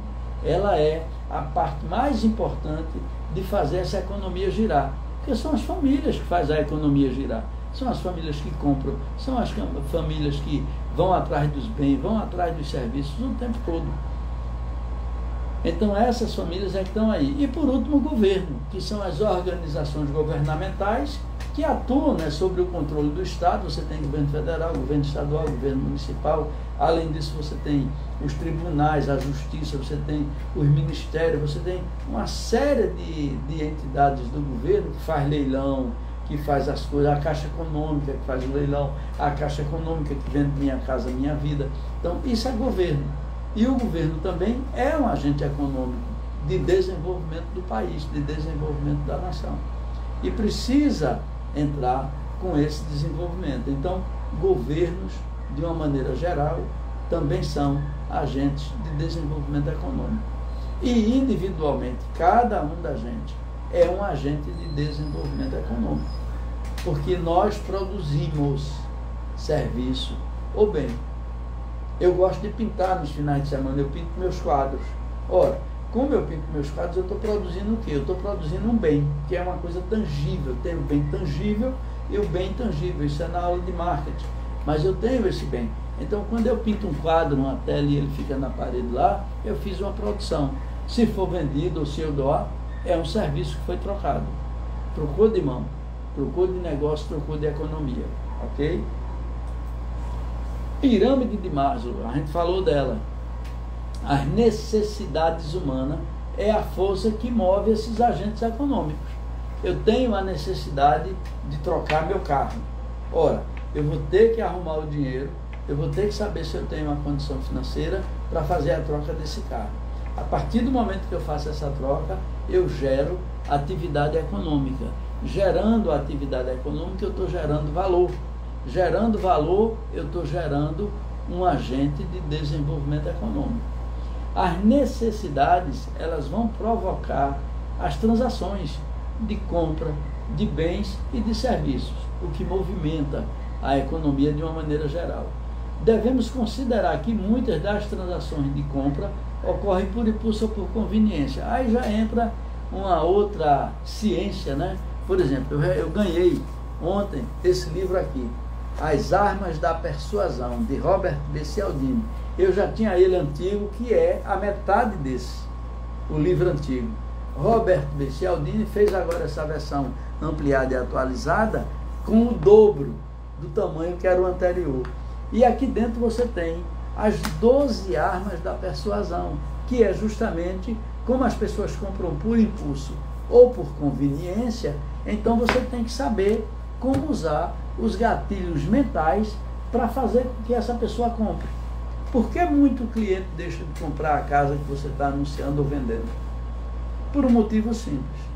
Ou porque ele de fato não queria, e você tinha que saber se realmente ele não queria, ou porque você não foi convincente o suficiente, você não teve os gatilhos mentais suficientes para quebrar as objeções que ele colocou. Por isso que você teve dificuldade de efetuar o seu negócio, porque você não sabia se ele estava comprando por um impulso, eu quero comprar, ou por uma conveniência, eu tenho que comprar porque meu filho estuda no colégio aqui perto e eu vou ter que morar aqui.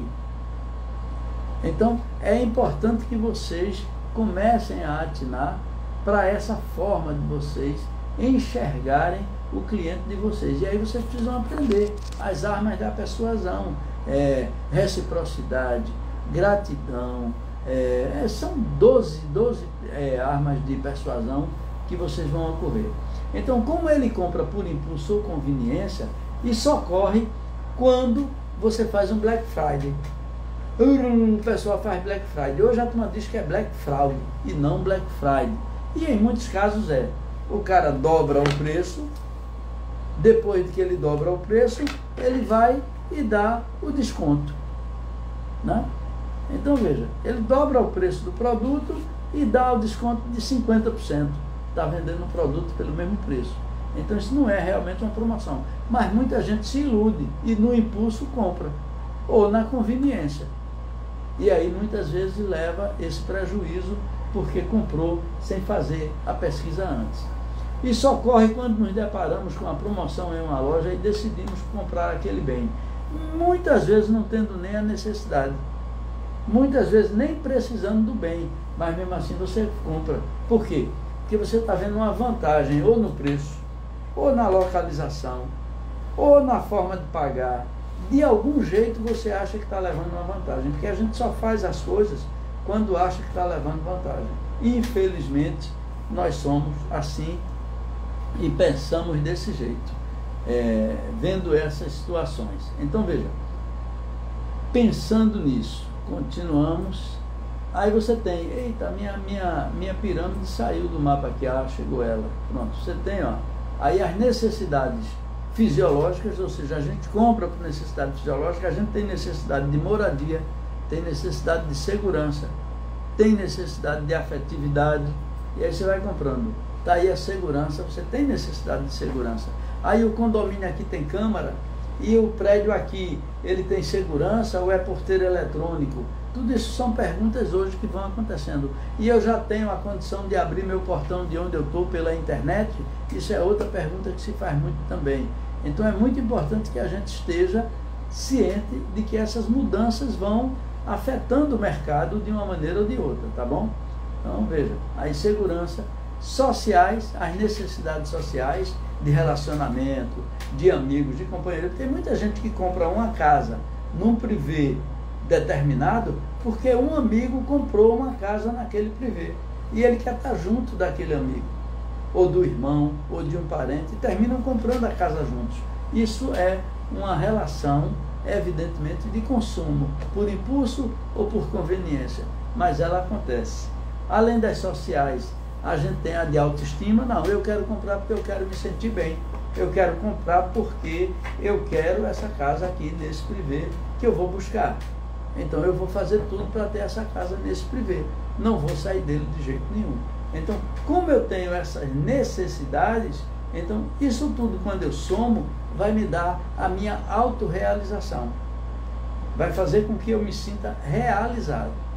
Por quê? Porque eu atendi minhas necessidades fisiológicas de moradia, de conforto, de lazer, eu atendi tudo isso. Vou atender as de segurança, vou estar seguro aqui no meu ambiente, minha família vai estar protegida, porque a preocupação maior da gente é o quê? É proteger nossa família. Então minha família vai estar protegida, eu vou estar bem tranquilo, e aí você vai ter essa segurança. Nas sociais você vai listar seus amigos, você vai fazer. Ontem mesmo aqui no meu prédio, teve uma festa de uma vizinha nossa, que ela terminou agora o curso de medicina. E ela fez a festa dela ontem aqui no hall social, aqui no nosso salão de festas aqui do prédio onde eu moro. Aí eu lembrei que minha filha fez isso já há 2 anos atrás, a minha caçula, que também se formou em medicina. Então ela também fez a festa aqui. Então veja, isso é o que? Relacionamento social, network. E o corretor de imóveis precisa ter essas interações com os clientes que ele já vendeu, com os clientes que ele está vendendo, para que ele não perca essas indicações. Por mais que vocês não percebam, mas as indicações hoje em dia, elas muitas vezes são maiores do que as indicações vindas de leads, por incrível que pareça. Você paga para captar o lead, o cliente vem e é um lead frio, ele não compra. No entanto, uma indicação de um amigo, uma indicação de um colega, faz você fazer bons negócios. Rapaz, eu estou aqui com o meu presidente do Sindimóveis, Lourenço Novaes, estou vendo ele agora, ó, chegou aqui agora, Adriano está aqui comigo, Marcílio, eita, quanta gente boa, Júnior Martins aqui, corretor, rapaz, que bom, rapaz, tem muita gente boa aqui comigo, Robson Neves, tá uma turma legal aí, olá, meus amigos, que bom estar com vocês, vamos juntos aí, estamos já terminando, né, estamos chegando já pertinho do final de nossa aula, e a gente vai caminhando, então veja, as outras necessidades de autoestima, muita gente está comprando no mercado por autoestima, e isso também gera economia. Não importa o motivo que você está comprando, você está fazendo a economia girar, você está fazendo o dinheiro passar de uma mão para outra, você está fazendo, evidentemente, negócio. E essa negociação, essa transação que você está fazendo, esse movimento financeiro que você faz, é o que gera a economia. Por isso que aquelas idades, para mim, elas precisam ser revistas, estão sendo revistas, não tenho dúvida disso, pelos grandes estudiosos da economia, que não é o meu caso. Eu sou grande estudioso, mas em outra área, que é a teologia, não sou na área da economia, mas eles estão estudando e com certeza vão modificar, vão fazer leis, vão fazer projetos para que a gente tenha isso diferente. Boa noite, Robson. Tudo bom, rapaz? Tem Etienne aí também, aí está a minha turma toda aí, gente legal. Então veja, pessoal, e o último, você faz tudo isso para uma coisa, para se autorrealizar. E aí você tem que se conhecer, para você não gastar além do que você ganha, para você não estar correndo atrás de coisas que não tem nada a ver com você, tá certo? Então vai nesse caminho para a gente ir seguindo. Você vai dividir agora essas necessidades, como a gente já viu. Essas necessidades são divididas em três categorias. A primeira categoria são as primárias, aqui faltou um M. A minha turma, minha equipe está uma beleza, estão comendo até o M, tá vendo? A fome está grande. Então, são primárias as primeiras, né? São classificadas de primárias. Depois você tem as secundárias e, por fim, as coletivas. E você tem nas primárias alimentação, vestuário, habitação, transporte, higiene, vai de uma geral. A partir destas necessidades primárias, aparecem 2 fenômenos econômicos que geram toda mudança da economia. Quais são esses 2 fatores econômicos que são fundamentais? É a lei da oferta e da procura. Por que a minha casa, a minha vida é tão procurada? Porque eu ainda tenho 13 milhões de famílias que não têm casa. Ora, se eu faço uma casa, a corrida em cima dessa casa vai ser muito grande. Isso significa que eu estou gerando uma lei, eu estou dentro da lei da oferta e da procura. Eu estou oferecendo as casas, mas não ofereço o suficiente. Se eu oferecesse mais de 13 milhões, ia sobrar casa. Não haveria correria, não haveria busca desenfreada por uma casa, dessa coisa toda, tudinho. Então a minha preocupação seria menor. Eu não precisava correr tanto, correr atrás de documento, correr atrás disso. Então, qual é o caráter? E está aqui dentro desse livro também, As Armas da Persuasão, que eu mostrei para você, que é a questão da escassez. É um outro gatilho mental. Muita gente compra pela escassez. Quando você diz, olha, só tem esse, você está levando as pessoas a tomarem uma decisão porque só tem aquele produto, porque só existe aquele. Então, dentro da economia, a escassez é também uma exigência de mercado, é um gatilho mental para você trabalhar o seu cliente, quando ele vier pegar uma casa de você. Você pode ter 100 casas, Minha Casa Minha Vida, todas iguais, construídas no mesmo terreno, mas cada casa vai ser diferente da outra. É só você observar, elas podem ter o mesmo modelo, a mesma arquitetura, ela pode ter tudo, mas ela é diferente uma da outra. Elas são diferentes. Por que elas são diferentes? Por um motivo simples, que você pode ter uma que está mais inclinada, você pode ter uma que está mais para a sombra, você pode ter uma que a calçada é maior, a outra calçada é menor, você pode ter uma com um poste na frente. Sua casa tem um diferencial que vai tornar ela exclusiva, e a exclusividade é um outro fator de você gerar venda. Quando você descobre a exclusividade e trabalha essa exclusividade, você passa a ter um produto único, e o produto único é caro, o produto único é mais caro, o produto único vale mais. Por quê? Porque você gerou valor naquele produto. Agora você vende as Minha Casa Minha Vida tudo igual, porque é tudo igual, você vende como se fosse tudo igual, aí realmente está complicado para você. Então busca a exclusividade do imóvel que você está vendendo. Você está lidando com lei da oferta e da procura. Você já sabe que não tem para todo mundo. Além de saber que não tem para todo mundo, vai faltar casa no mercado. E ainda por cima é exclusiva, porque só tem aquela. Beleza, pessoal? Então cria exclusividade daí para frente. Não deixa de criar exclusividade nesse processo de vocês, porque a exclusividade é que vai fazer você despertar o cliente para aumentar o interesse dele de forma persuasiva. E não é manipulação. Persuasão não é manipulação. Quando você lê um livro desse com as 12 armas da persuasão, você não está manipulando ninguém. Você está dando gatilhos mentais, fazendo com que o cliente perceba que aquilo ali é uma grande oportunidade para ele. Beleza? Então, as necessidades, elas são primárias, secundárias e coletivas. Ok? E aí vocês têm que trabalhar em cima dessas necessidades. Quais são as secundárias? Secundárias são aquelas que você não é prioritária na sua vida, mas você termina fazendo. Então você termina correndo atrás e termina fazendo. São vinculadas ao desejo, ao impulso. Você faz por impulsão. Tem gente que é impulsiva, compra e compra mesmo. Tem gente que faz um negócio sem poder, mas vai fazer porque é de forma impulsiva. E é uma coisa secundária que ela está fazendo, não é prioritária. Você tem as coletivas, os serviços públicos. Quando você faz a orla da praia aqui, que como está fazendo, construindo a orla aqui de Olinda, da Beira-Mar, porque eu moro aqui em Bairro Novo, então você está construindo a orla da praia. Essa construção, ela é um bem coletivo que vai servir para todo mundo. Então ela é uma necessidade coletiva. Quando fez a nova avenida, quando o prefeito constrói uma nova ponte, ele está fazendo uma coisa baseada numa necessidade coletiva.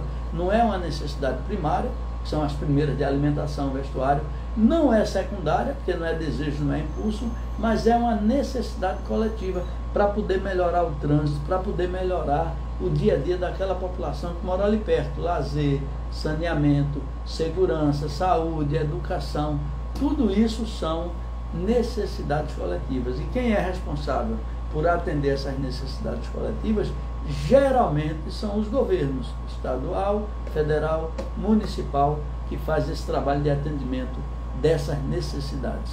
Então a economia, é importante destacar que nessas 3 categorias de necessidades você ainda tem todas aquelas outras, de moradia, de segurança, de autoestima, de realização, de lazer e por aí vai.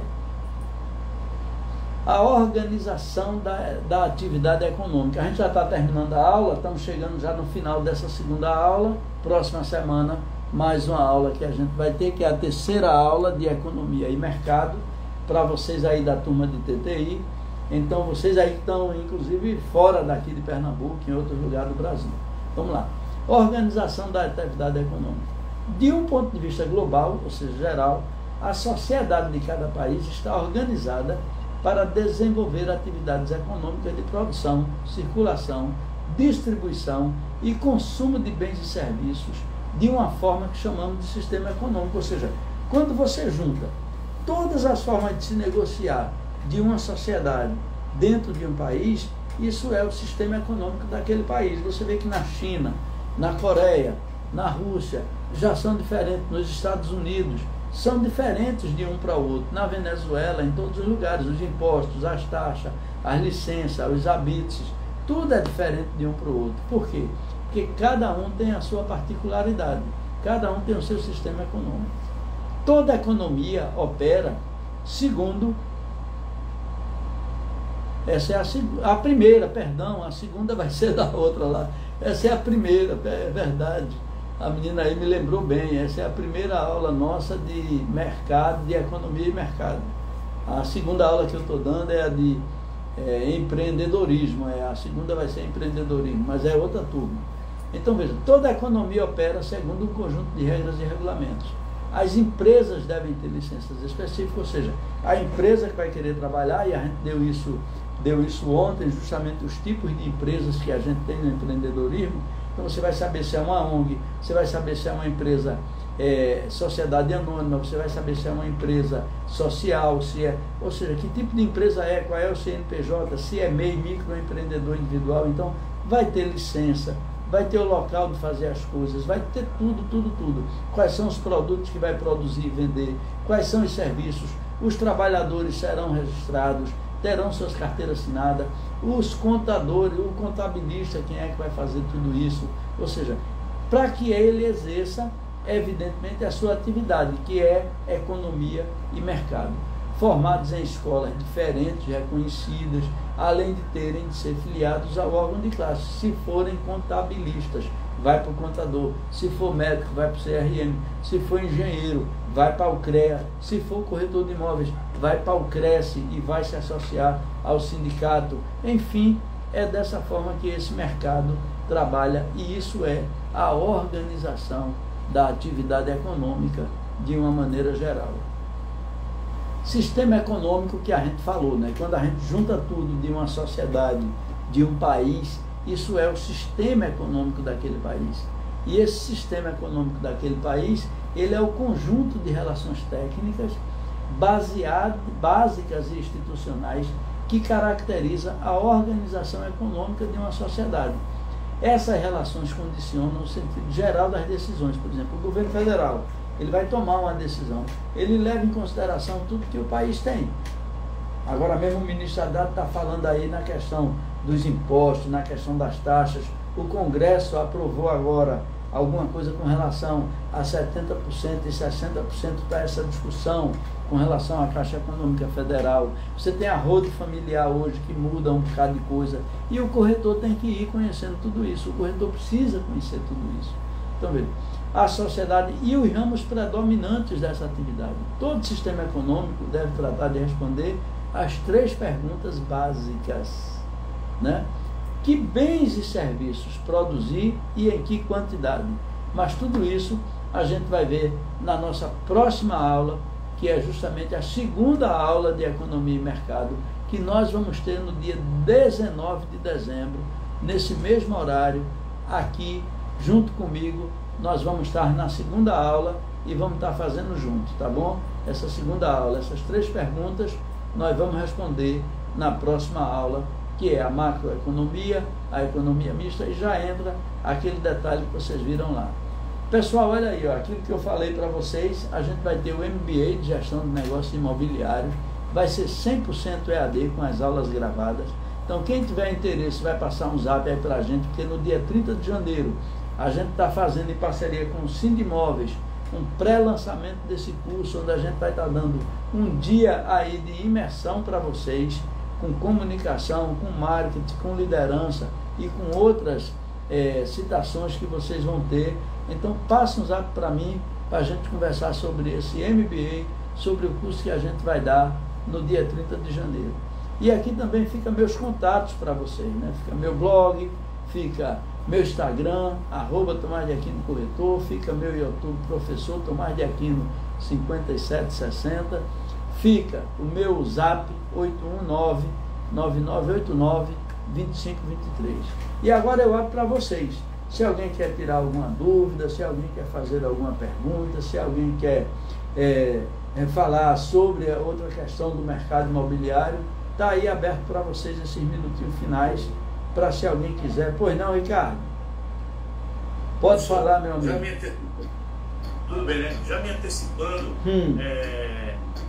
eu gostaria assim, esse zap já está, que eu gostaria que o senhor mandasse pelo zap os livros que o senhor indicou aí, tanto o senhor quanto esse outro, né? Aí, sim, do Robert Cialdini, que é a arma da persuasão. E também mais detalhes do sugestão que eu pretendo fazer. Certo. Tá certo? E mais informações que for necessário no zap aí, entendeu? Tá, a gente vai passando. Não, eu vou botar vocês. Vocês vão entrar na lista de transmissão, quem quiser, porque tem uma lista de transmissão da gente. Aí na lista de transmissão vai todas as informações. Vocês já vão receber. Inclui vocês na lista e vocês ficam recebendo. Tá bom, pessoal? Valeu, vamos estar juntos aí na próxima, na segunda aula. Mais alguém, se quiser mais alguma dúvida de alguma coisa, não precisa ser nem dessa área, mas aí se eu souber, respondo. Se não souber, vou pesquisar para responder. Evidentemente aí a gente está aqui para servir a vocês. É minha missão, tá bom? Agradecendo aí a Maria Antonieta, que está com a gente. Obrigado aí pelo elogio. Vamos todos juntos aí para a gente nos transformarmos num corretor especialista do mercado imobiliário. Ricardo Ferro mesmo, que está em Aldeia, tem todos aqueles privês ali, já pensou? Ele se especializar em privê, conhecer aquela rede de privês, conhecer as construtoras, conhecer tudo, fazer um bom network. Vai ser um grande especialista em privê. E vai vender essa autoridade para todo mundo.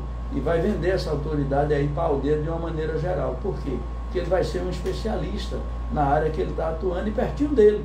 Ele não precisa sair para tão longe. Tem um cara na Ceasa que é especialista só na Ceasa. E ele vende só dentro da Ceasa. Isso é economia, isso é mercado, isso é gerar demanda. E ele está lá fazendo isso dentro da Ceasa. O outro vende só no Conjunto Residencial Inês Andreasa, lá no IPCEP. Então cada um vai escolhendo a sua área de atuação para que quando termine o curso, ele diga: eu sou especialista nisso. Eu sou captador. A minha área é captação. Além de ensinar, mas a minha área é captação. Eu capto e passo para os parceiros. Eu não faço o trabalho de levar o cliente, de mostrar, de vender, tudo isso não. Isso outras pessoas fazem. Tá bom? Ok, pessoal? Beleza, estamos juntos na próxima, dia 19, vamos estar juntos. Quem tiver dúvida, manda lá no zap também, que eu respondo no zap, não tem problema nenhum não. Tá bom? Fiquem todos com Deus. Vou parar a nossa gravação agora. Estamos chegando aí no finalzinho da nossa aula. Vamos lá. Tirando aqui da gravação. Obrigada, professor. Boa noite. Boa noite aí a todos. Deus abençoe vocês. Até dia 19. Vamos, dia 19, estamos juntos às 7. A Jaqueline, a Maria Antonieta, todo mundo que entrou aí com a gente. Fiquem aí com Deus, ok? Boa noite, professor. Muito obrigada. Bom. Tá joia. Tchau, tchau. Desligando aqui agora. Maravilha.